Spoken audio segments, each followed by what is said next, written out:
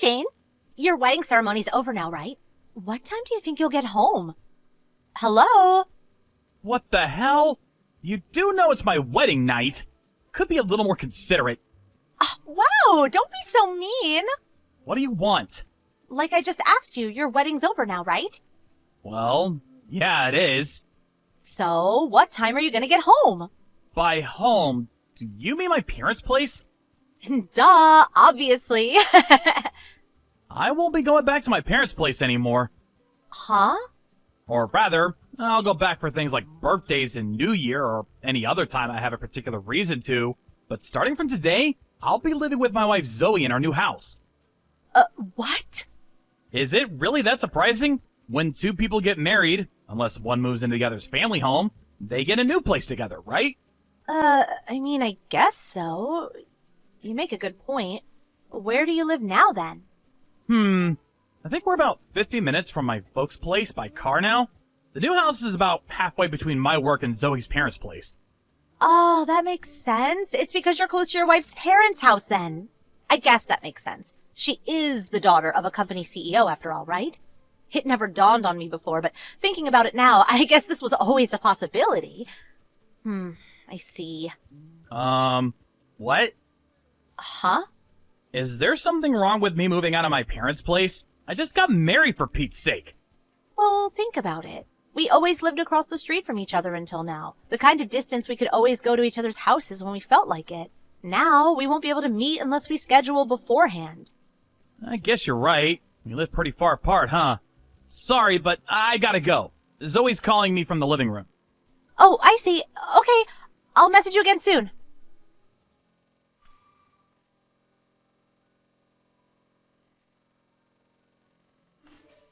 Hey, Shane. When will you guys be going on your honeymoon? What the? Where did that come from all of a sudden? You already decided on a date, right? We're planning on going 6 months from now. It's still in the preparation phase. Wow, that's a surprisingly long time away. We both have to plan around our work schedules. If your wife's the daughter of a CEO, she must have a lot of money. I bet you're going abroad, right? Right? Well, since you mention it, we are considering Mexico. Oh, I knew it! I plan on covering the expenses myself, though. Oh, really? Actually, fair enough. I suppose it would be kind of rude to go freeloading off the in-laws when you've barely been married 5 minutes. Anyway, Tanya, what exactly does any of this have to do with you? Surely that goes without saying. I'm gonna be coming along for your honeymoon after all. What? Is it really that surprising? Of course it is! What the hell are you talking about? Do you know what honeymoon means? This holiday is for me and Zoe. If you're struggling, the definition is, quote, a holiday spent together by a newly married couple. Couple! Why in God's name would we take you with us? Huh? You mean I can't come? Obviously!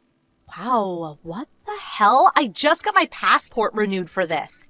You did what? Oh, wait a sec. By any chance, is Zoe next to you right now? Yeah, she is. Why?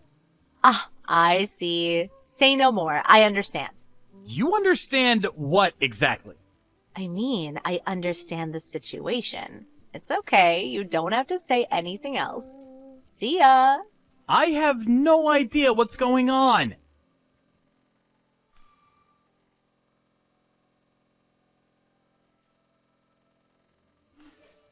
Hey there, Shane.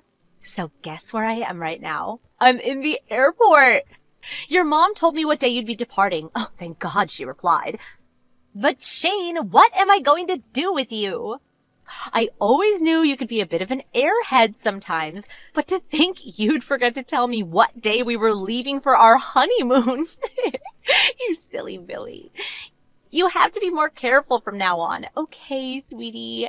I mean, it is true we were never going to be able to travel together. I guess you probably couldn't get away for long enough to send me a message, right? Oh, come to think of it, it makes sense that you didn't, so I understand. Actually, it's fine. Don't sweat it. Let's meet up after we both arrive at Mexico City Airport, okay? I'm boarding the plane soon, so I gotta switch my phone off now.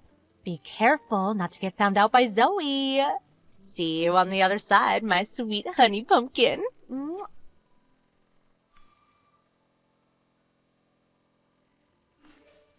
What the hell? Tanya? You're in Mexico City Airport? What? Tell me this is a joke. Tanya! No way. You're not actually trying to come with us on our honeymoon, are you?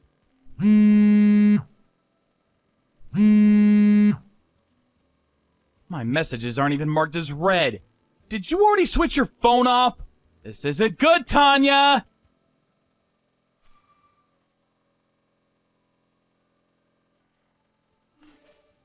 Shane, sweetie pie, I just landed at Mexico City Airport. Woohoo! I'm in Mexico. This is my first time ever going abroad. When can you meet me, Shane? Don't worry, I understand if she's watching you. I'm having a coffee in a cafe at the airport right now. Let me know as soon as you can, okay? My precious sugar dumpling. Tanya! Where the heck are you? Shane, baby, I already told you I'm waiting for you in Mexico City Airport. Holy mother of God. You actually went and did it. For real, you actually got on a plane and flew to Mexico, didn't you? Well, duh. Anyway, where are you, Boo Boo Bear? When do you think you'll be able to give her the slip and meet me? Meet you? That's obviously not gonna be happening. What? Oh, no way. Did Zoe find out about us? Find out about us? What is there to find out? I showed Zoe all the messages you've been sending me. She knows everything and has done so this whole time. What? You started bombarding me with even more messages than before as soon as me and her got married. So out of consideration for her, I showed her everything. She's my wife, and I didn't want her to worry. Huh? Wait a second. You showed her? What have you done? Does this mean she already knows about our relationship? Our relationship? You're just a childhood friend who grew up in the same neighborhood as me. What exactly is there for her to know about? Huh? Wait, but we might have started out as childhood friends, but our relationship blossomed into a flourishing romance and we became lovers and soulmates. What? We started dating 2 years ago when you came home after all that time away, when I confessed my eternal love for you. No. Come on, Tanya, that confession. You know I rejected you, don't you? What? I told you I was already dating someone. Yeah, you did, but you meant me, right? What the heck? That doesn't even make sense. No! Huh? I was dating Alice, my old coworker at the time. I didn't explain the situation in explicit detail because you didn't know her. But she was the reason I ended up going to a university so far away from home. I didn't want me and her to lose contact, so I picked the same one as her. We broke up eventually. Then after that, I finally met Zoe. Anyway, the crucial point here is that me and you have never dated, Tanya. I don't understand what could have possibly given you the idea we ever did. No. This can't be. You probably won't think of it as proof of my non-interest, but do you remember how after you confessed to me, I didn't message you a single time? In spite of that, you messaged me constantly, like a woman possessed. I was actually impressed at the mental strength it must have taken to continue messaging someone who turned you down like that. Totally undaunted. I wouldn't have imagined in a million years you were in the grips of a misunderstanding of such epic proportions. What is this? This can't be happening. Besides, how do you rationalize me marrying Zoe if me and you were dating? If we really were lovers and soulmates, do you think I'd make a grade A scumbag move of cheating on you? And not only that, but marrying her too? Surely that would make me the most despicable guy on the planet. Not once, not even for a second, have I ever had any intention of doing something so dishonest. Well, isn't it obvious? Zoe's the daughter of a CEO, right? Which means you're set to become CEO one day. And if you did, you'd be in a situation to provide for and look after me forever. I thought you married into riches for my sake, so me and you could be happy without ever having to worry about money again. You thought what? Lord, give me strength. I didn't marry Zoe because she's the daughter of a CEO, you know. Really? Anyway, what makes you think I'm gonna be the CEO one day in the first place? Huh? Well, because Zoe's the CEO's daughter, of course. Zoe's little brother's gonna be taking over her dad's company. What? I found out she was the daughter of a CEO after we started dating. That's not what drew me to her. And to be honest, I wouldn't care if she wasn't. Plus, the company I work for has no relation to her dad's company whatsoever. What? Besides, Zoe's motto is, a penny saved is a penny earned. She's the most down-to-earth, frugal person I know. It's true she was raised in an affluent household, but in spite of that, her parents made a point of not spoiling her excessively while bringing her up. Being fully aware of that, I have no intention of freeloading off of her parents. I have no interest in their money, and of course, Zoe feels the same. I can't believe it. I was so sure. I was convinced the only reason you were dating her was because she was the daughter of a CEO. You jump to so many illogical conclusions. Anyway, this kind of begs the question, doesn't it?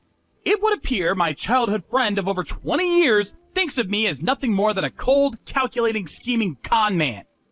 To be honest, that's probably the most shocking thing about all this. No, To return to the subject, you're at Mexico City Airport now, right? Basically, you flew to Mexico. Yes, I am. Listen, Shane, please. I understand everything you told me about Zoe. But at the very least, will you please come and meet me? Impossible. Why? It's physically impossible. Me and Zoe are in Arizona right now. What? But you said you were going on honeymoon to Mexico. There was a change of plan. A change of plan? Neither of us were able to take enough time out of our work schedules to make the honeymoon as long as we wanted. We thought it'd be a little selfish for us to leave the state while our companies needed us so badly. In the end, we decided to do a tour of the Grand Canyon instead. We're staying at a hotel on the outskirts right now. What? You've got to be kidding me. What am I supposed to do now? I don't even have a hotel booked for tonight. And what am I going to do with all these bags of rose petals I was going to sprinkle on our bed? What? You went abroad and you didn't even book a hotel? Rose petals? I thought you would have booked one for us already. Oh wow, you really are something else. They might speak English in Mexico, but it's still really difficult for me to get on by my own here. I don't know what to do or where to go. Maybe so, but what do you expect me to do? You know I clearly refused your offer of coming along with me and my wife on our honeymoon, so you shouldn't really be there in the first place, should you? I hate to say it, but you only have yourself to blame. Oh! Hey, Zoe just called my mom. Huh? She did? Apparently the date for what you thought was the day of our departure for the honeymoon in Mexico was actually the time we departed for the Grand Canyon. No way. My mom said she's gonna call your mom and explain the situation. No, wait. Don't do that, please. Why not? Zoe's trying to help you out here. But I told my mom I was going on holiday with a friend. This isn't the time to be worrying about something like that. But Zoe thinks you should try calling the American Embassy in Mexico and explaining the ridiculous mess you got yourself into. There's a chance they might be able to help you. Huh? I'm sorry, but that's the only advice that we can give you. We're praying for your safe return to the States. Good luck.